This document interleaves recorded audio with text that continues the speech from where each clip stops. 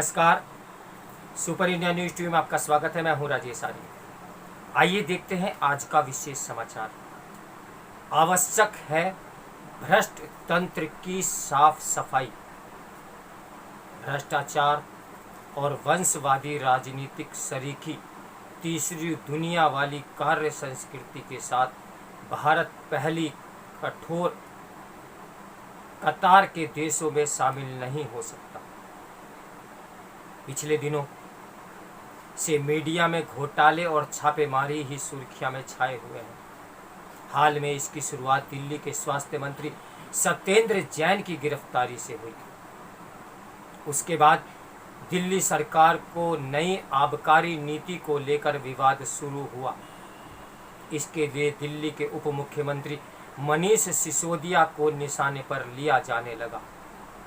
फिर प्रवर्तन निदेशालय यानी ईडी द्वारा सोनिया गांधी से पूछताछ की बारी आई, जिस पर बिफरे कांग्रेसियों ने देश भर में सत्याग्रह के नाम से विरोध प्रदर्शन किया।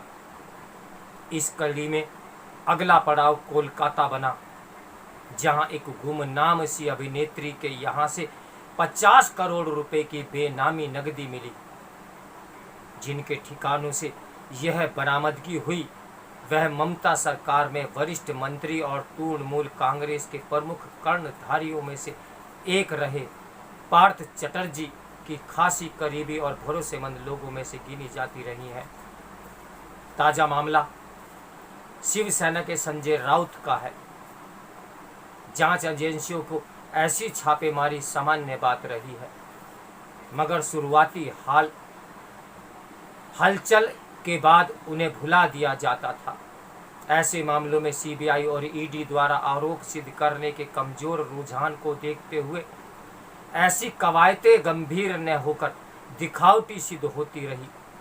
यहाँ तक कि आरोप पत्र दाखिल करने के बावजूद सुस्त न्यायिक प्रक्रिया के चलते ये मामले जल्द ही जनता की स्मृतियों से भी ओझल हो जाते और फिर उनका कोई खास मूल्य महत्व नहीं रह जाता।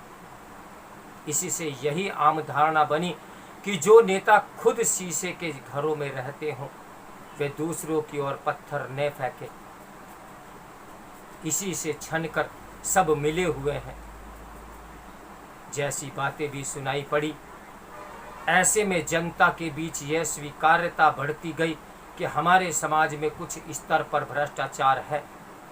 इसके पीछे व्यापक रूप से चुनावी राजनीति की मजबूरियां रहीं, क्योंकि चुनाव लड़ने के लिए भारी मात्रा में पैसों की दरकार होती है। मगर नेता जनता की न्यूनतम आवश्यकताओं की पूर्ति करते रहे तो जनता को उनसे तब तक कोई शिकायत नहीं होती जब तक कि वे उनसे उगाही या उनका उत्पीड़न न करने लगे। नरेंद्र मोदी भ्रष्टाचार को मिटाने और घोटाले करने वालों को दंडित करने का वादा करके सत्ता में आए। अपने 8 वर्षों के कार्यकाल में उन्होंने इस मामले में कुछ प्रगति भी दिखाई है कि उनकी सरकार में कोई घोटाला सामने नहीं आया।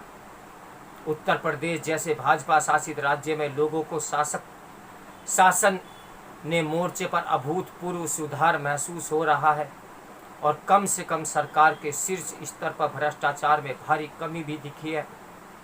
भाजपा शासित अन्य राज्यों के बारे में भी कमोबेश यही कहा जा रहा है कि सरकारी सेवाओं और सुविधाओं को लाभार्थी तक पहुंचाने के मोर्चे पर भारी सुधार देखने को मिला है।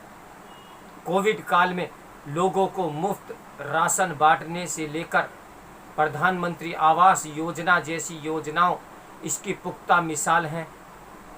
इसके तंत्र की साफ सफाई और खामियों को दूर करने में सरकारी मंशा के प्रति जनता के भरोसे को बहाल किया है। हालांकि भ्रष्टाचार से जुड़े दूसरे मोर्चे यानी पूर्व में दिए गए घोटाले और घोटालों पर प्रहार को लेकर कुछ खास होता नहीं दिखा। ईडी और सीबीआई की मौजूदा सक्रियता इसी खाई को पाटने का प्रयास प्रतीत होती है। जब किसी विपक्षी नेता खास एजेंडा चलाने वाले एक्टिविस्ट या मीडिया कर्मियों पर छापेमारी होती है तो उसे लेकर राजनीतिक बदले की कार्रवाई का राग छेड़ना बहुत आम होता है। विपक्षी खेमे की ओर से विरोध जताया जा रहा है कि सरकार जानबूझकर भाजपा विरोधी दलों को निशाना बनाकर उन्हें बदनाम कर उनका उत्पीड़न करने में लगी हुई है। उसका यह भी आरोप है कि इसमें सत्तारूढ़ दल से जुड़े नेताओं को बख्शा जा रहा है। ये आरोप कुछ हद तक वाजिब हो सकते हैं, लेकिन इससे यह तथ्य गौण नहीं होता कि एक गलती से दूसरी गलती को सही ठहराया जा सके। आमतौर पर यही माना जाता है कि राजनीति के कीचड़ में कोई भी भ्रष्टाचार से अछूता नहीं। चलिए ये मान भी लिया जाए कि खुद भाजपा के भीतर ऐसे नेता हैं जिनके दामन पर दाग लगे हुए हैं, तो इसका यह अर्थ नहीं कि जिन लोगों पर गंभीर आरोप लगाए हुए हैं या लगे हुए हैं उनके विरुद्ध अभियोग नहीं चलाया जा सकता। एजेंसियां भी जनता को समझाने का पर्याप्त प्रयास करती हैं कि ऐसे मामले कितने गंभीर हैं। पार्थ चटर्जी के मायने में कोई देखे तो जब नोटों के बंडल को तस्वीरें सामने आती हैं तो जांच एजेंसियों की कार्रवाई उपयुक्त लगती है और जनता में न्याय के प्रति भरोसा बढ़ता है। भले ही उसकी औपचारिक प्रक्रिया कुछ लंबी हो, क्यों न खिंच जाए। इसी मोर्चे पर विपक्षी दलों को दलीलें दम तोड़ रही हैं कि वे नजरिए की लड़ाई पे पस्त पड़े हुए हैं। कांग्रेस इस मामले पर बखेड़े को अलग ही स्तर पर ले गई। राहुल गांधी से पूछताछ के दौरान उसने बड़े पैमाने पर विरोध प्रदर्शन किया। ये इसलिए अजीब लगा क्योंकि उसने पी चिदम्बरम जैसे नेताओं के मामले में तो कुछ ऐसा नहीं किया था, जिन्हें कई दिनों तक सीबीआई हिरासत में लेकर रहना पड़ा। इस मुद्दे को राजनीतिक तूल देकर कांग्रेसियों ने यही संकेत दिया कि उनके लिए पार्टी का प्रथम परिवार कानून से ऊपर है। शायद पार्टी ने यह रणनीति अपनाकर भारी भूल कर दी, क्योंकि आज की पीढ़ी किसी भी प्रकार की संप्रभुता के विरुद्ध है। जांच एजेंसियों की सक्रियता को लेकर भी कुछ सवाल हैं। एक तो यही कि क्या वह भविष्य में आगाह करने से जुड़ी हुई है।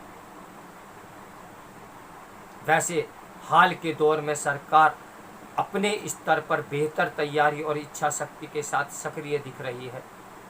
जहां अपना दामन साफ दिखाने का जिम्मा आरोपियों पर है, वहीं सुप्रीम कोर्ट ने अपने हालिया फैसले से आर्थिक अपराधों के मामले में ईडी को और बल प्रदान किया है।